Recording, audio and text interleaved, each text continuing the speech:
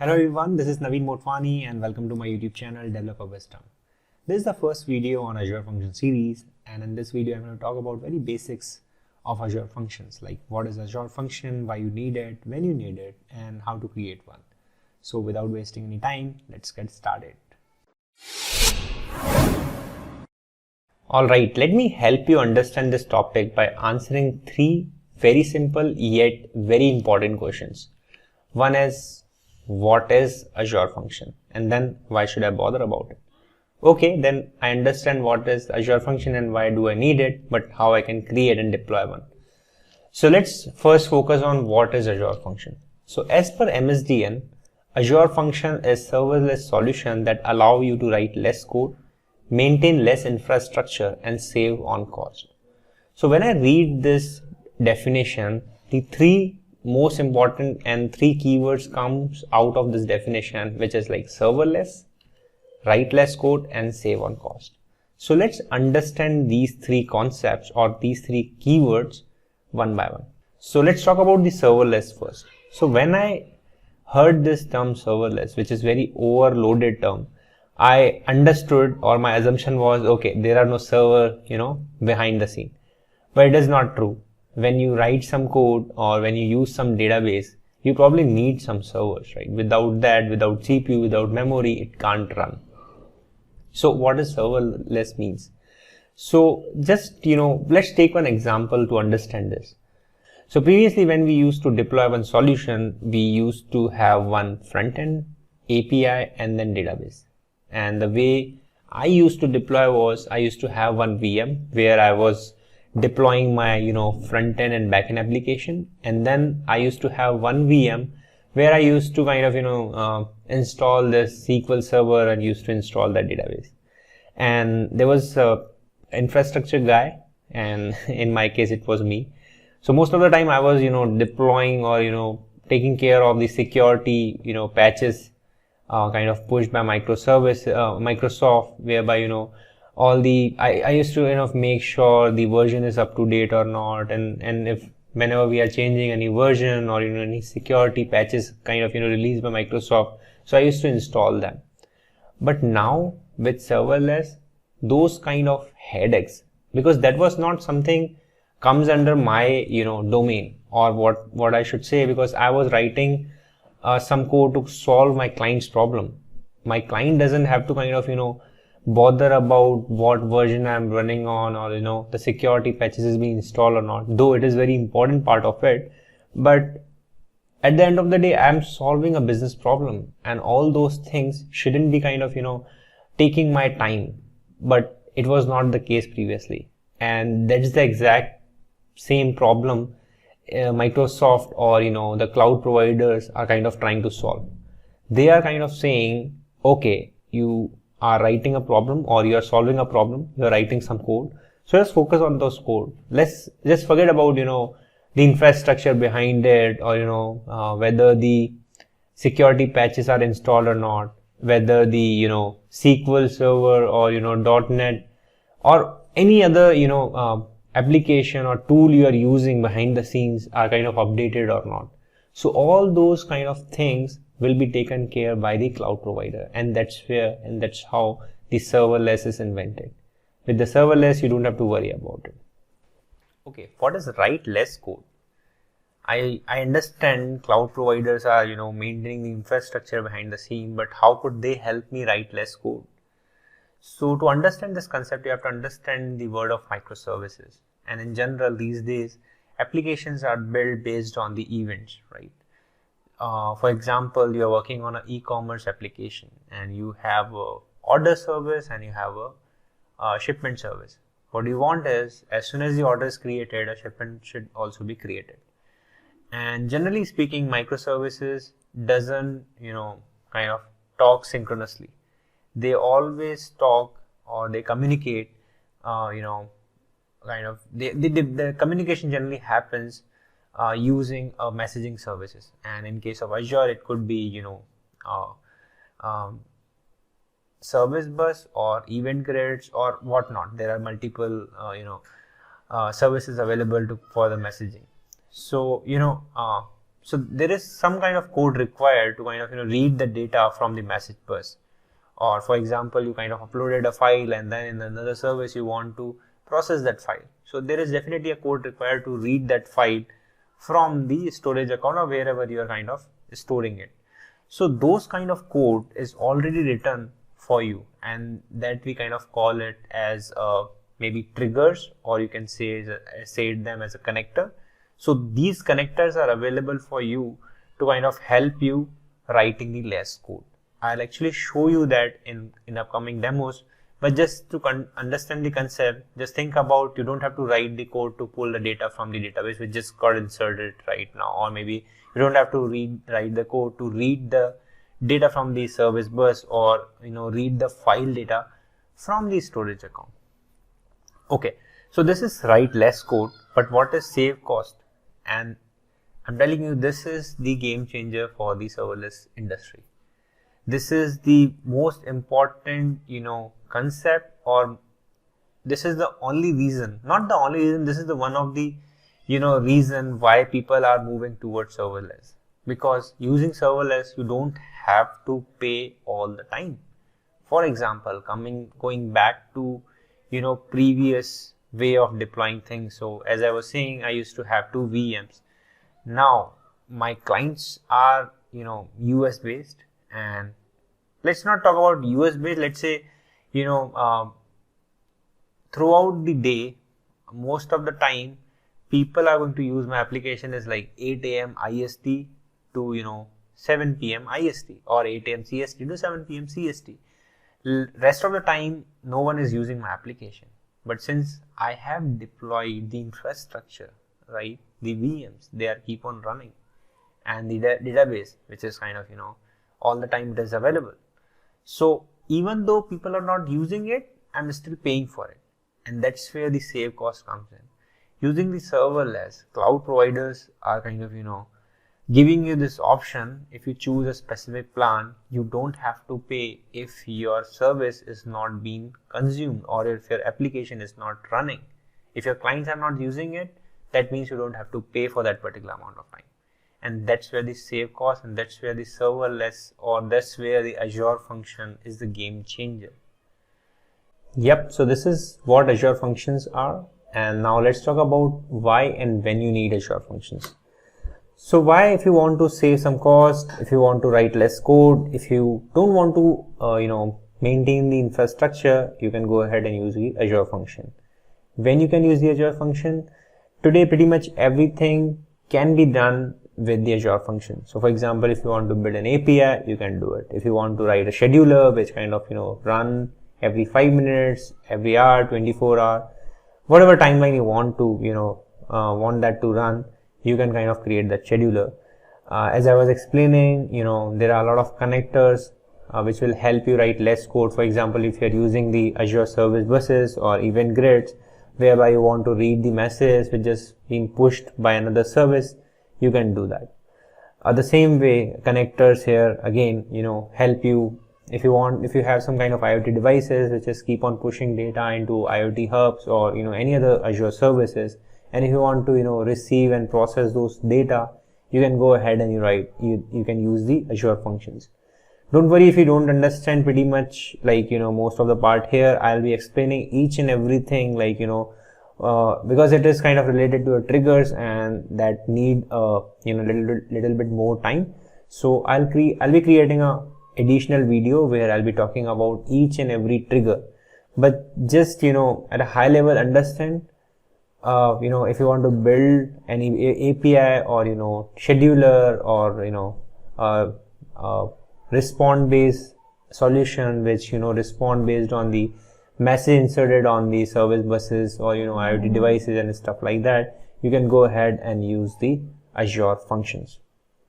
Now let's talk about how we can create the fun part, how we can create Azure functions. But before that, I would like to talk about this. The best part about Azure functions are you can choose the technology or the language of your choice. For example, C#, JavaScript, TypeScript, Node, etc., etc. A lot of languages are not now supported by Azure functions. At the same time, You don't have to use an explicit or a specific editor. If you want to run the Azure functions, you can use Visual Studio, and another option you have is like Visual Studio Code, which is kind of very popular editor these days. And at the same time, if you want to use the command line, you can also do that. So in my demo, I'm going to use, at least to start with, I'm going to create a function using Visual Studio Code, and the command line. But going forward, my choice of editor would be Visual Studio. So let's get started on creating a Azure function locally. Alright, so here I am creating my first Azure function using Visual Studio 2022 Community Edition. Let me click on create a new project. Let me search for Azure function, and here is the suggestion. I'm going to use the C# language. Click on next. I'll name it as my Azure function using VS probably. Yeah, and I'll select a folder. It can be anything, and then click on create. Now this is the most important section where it will ask me a couple of questions. For example, which .NET framework I would like to use. So I'll be using 6.0 long-term support version. And then what is the trigger we want to select? So previously I was talking about the write less code, and these triggers are basically nothing but the connector. So when exactly you want your function to be triggered. So if you don't understand it, let's leave it for now. I'll be explaining this most of them in detail. So for now I'll just select HTTP trigger. It is nothing but it's going to create a HTTP endpoint, and then it is asking me like who is authorized to call this function. So for now I'll just say anonymous. Anyone can hit this function. I'll be using storage emulator. Don't worry about it. It is like, to run your function locally, it needs some storage account, and locally, to kind of run it locally, emulator is good enough, which kind of comes in by default as soon as you kind of install Visual Studio. So I'll click on create, and it's going to take a minute, maybe not minute, maybe 30 seconds to kind of create a project in the background. And yep, so let's wait for that. And here is our first function.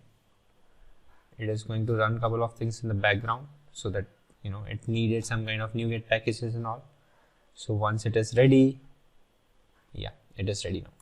So just talk about the normal some syntactical stuff. So this is the function name.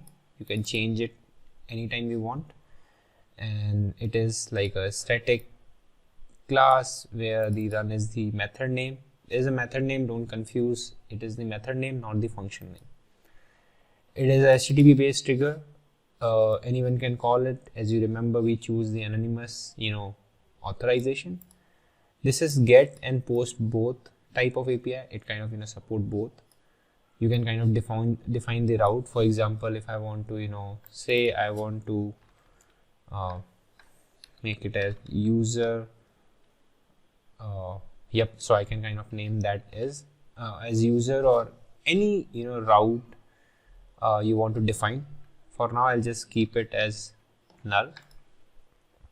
Again, this is the request which we are going to receive from the client, and this is the logger. This is very useful if you want to log something, so yep. And this is very straightforward function implementation which comes by default. It's going to read the query parameter from the query string, and it is expecting a query parameter called name.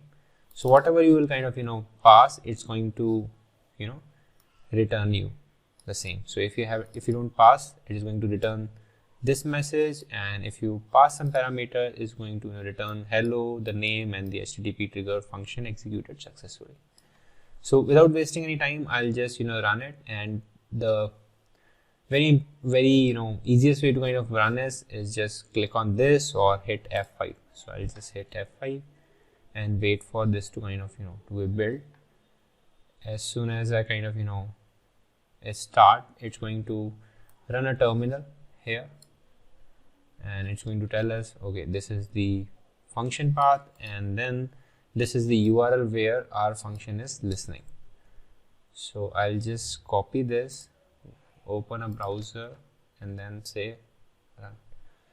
So as I haven't passed any parameter, right, so it is returning this string. And as I was showing you in the Visual Studio itself, right, so if I just pass this parameter, it's going to say hello, the name, and the trigger function executed successfully. So let me pass the name parameter to Naveen, and let's see how it comes. Yep. So this kind of proves our function is running successfully, and this is the again HTTP endpoint. You can there's a very basic function, right? You can go ahead and create any type of endpoint for you. It can be get based, post based, put based, or delete based. So yep, this is how you can create a function using Visual Studio. Let me stop this and close this one and open another editor called Visual Studio Code. So let me open this. I'm using multiple windows, so don't get confused. Yep. Let me bring it over here. So now, if you want to use Visual Studio Code, so you need to have a couple of things installed, before you kind of start creating or adding a new function. One of the things you need is Azure function extension and the C# extension. So how you can download that? You can go to extensions here, and then you can search for Azure functions. And as soon as you search, it's going to come Azure function. It is from the Microsoft. This is the number of downloads, and this is the rating. Since I have already installed, the install button is not visible here. Instead the disable and uninstall is there. Another extension you need is C#, because Visual Studio Code is kind of very much modularized, and it support a lot of it's not language dependent basically, and no language kind of comes with that. So you'll have to download that C# if you want to work with the C#. As soon as you download this, and you probably need a couple of more things. One is like the Visual .NET 6 install on a machine, and the function tools install. I'll be putting the link in the video. So once you have all these things, you will start seeing that Azure icon over here. You can go here, and there will be two sections. Three sections, sorry. One is like resources, just avoid it for now. There will be a workspace, which is kind of showing the local workspace for you. So I can come here and click on add.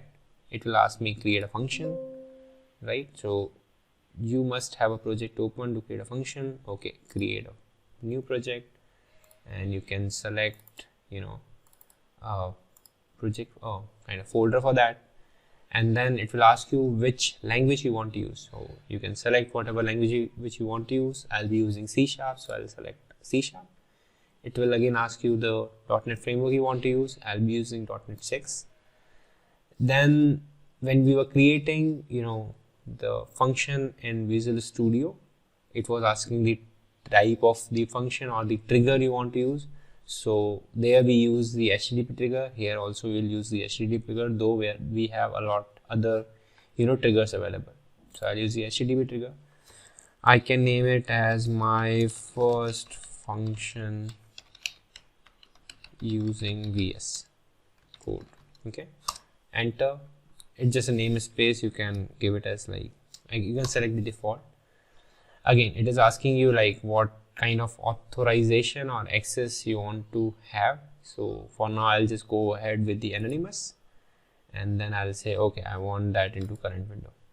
So it will take couple of minutes, not couple of minutes, couple of seconds. And here is our function. As you can see, it is the exact same code which we had when we created it from the Visual Studio. It will take a couple of seconds to kind of restore, and if it doesn't, then let it be. Now easiest way to kind of run this function is to press F5. So I'll press F5. Behind the scene is going to build and restore the packages again. You get packages which is needed to run this, and as soon as it's got restored, it will say okay, function found, and this is the URL. Let me actually copy this and run this. Again, similar thing, it will expect a parameter here, developer wisdom this time. Alright, I have high developer wisdom. This trigger is executed successfully. Yep, so this is how you can create a function using VS Code. Now last but not the least, I will stop this and will create a function using command line. So what I'll do, I'll open one folder here, open a command prompt here. Again, to kind of run it into command line, you need couple of things. Again, you need to have Visual Studio, you need to have .NET 6 or .NET Framework installed. Not .NET Framework, .NET 6, 7 or so basically I'm asking you to not .NET Framework but .NET 5, 6 or .NET Core frameworks basically. It's very confusing, they have a lot of things. And then you should have Azure function tools. I'll be putting the link in the description of this video. Once you have it, you can use something called func command in your command prompt. So you can use func and you can say I need a func, and the command name is func new. Just insert. Again, it will ask you what runtime you want to use. I would like to use .NET. Again, it will ask you which language, C#. Then it will ask you what type of trigger you probably want to use. So yeah, I won't like to use the HTTP trigger. Then it is asking me what is the function name. So I can say my func using CMD, right? So it's going to do the magic behind the scene and create some files. As you can see, since I'm on this folder, as soon as I'm typing, it's adding whatever is required. So that's it. To run this folder, I can say func and start, and it's going to again build and restore the packages required, and as soon as it is done, it's going to give me this URL. So copy this and open again this, and this time I'll say name is CMD. Awesome. So yep, this is how we can kind of create the functions using multiple ways. Now you can use whatever you want. For the more demos, I'm probably using Visual Studio Code or Visual Studio. So yep, this is pretty much I have for now. This video is getting too long, so I'll be creating another video to show you how you can deploy this function on cloud. So for now, I hope you like this video and stay tuned for the next videos. Thank you.